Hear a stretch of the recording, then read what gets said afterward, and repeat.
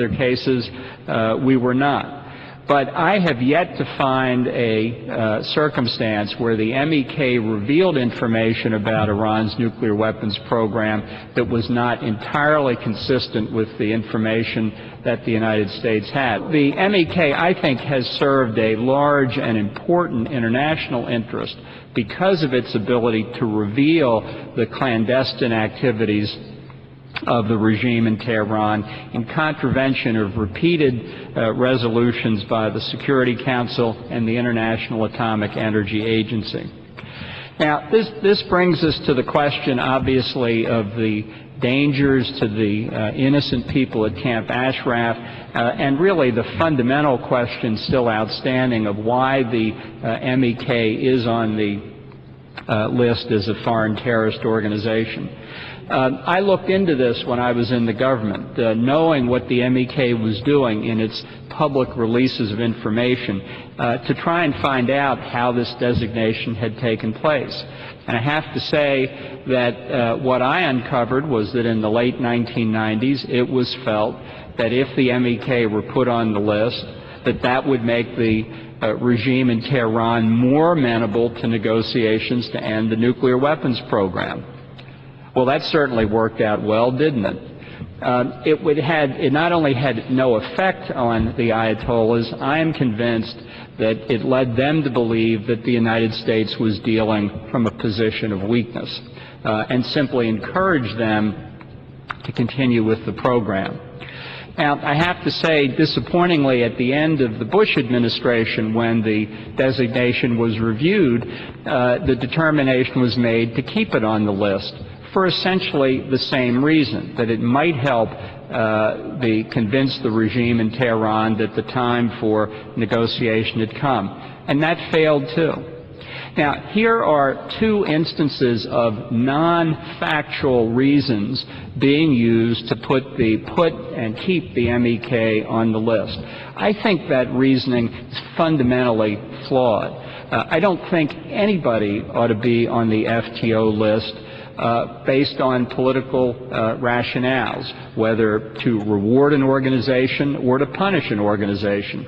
Just as I think on the list of state sponsors of terrorism, the designation has to be factually based. The decision to put a country on that list has to be factually based and not driven by policy. And in the case of the MEK, I don't claim to have seen all of the information, but I didn't see anything when I was in the government that justified them being on the list.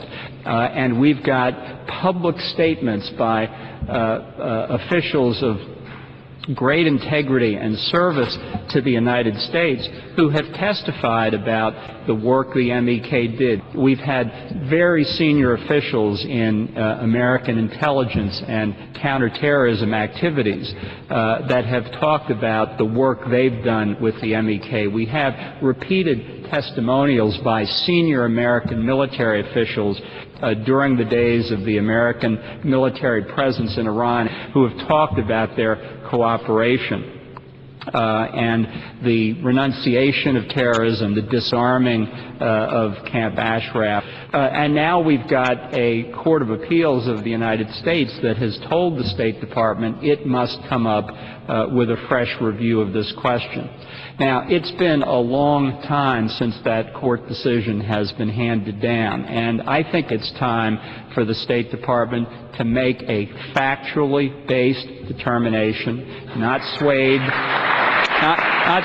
by policy one way or the other. Let's have the facts fall where they may. Let's look at all the facts and let's get this decision. And let's, in particular, however long that takes, and it's already taken too long, let's have the United States abide by the commitment it made to protect the residents of Camp Ashraf. Let's follow through on the important amendment that the House Foreign Affairs Committee adopted last week. Let's put pressure on the United Nations to do what it should do for legitimate refugees, which is provide them protection and assistance. And let's insist that the government of Iraq live up to the commitment that it made to the United States to protect the people of Camp Ashraf. This is not a political argument. This is a humanitarian argument, and it's in the finest tradition of the United States to pursue that sort of objective. It ought to be in the tradition of a representative government in Iraq, and it certainly ought to be in the tradition of the United Nations. Thank you very much.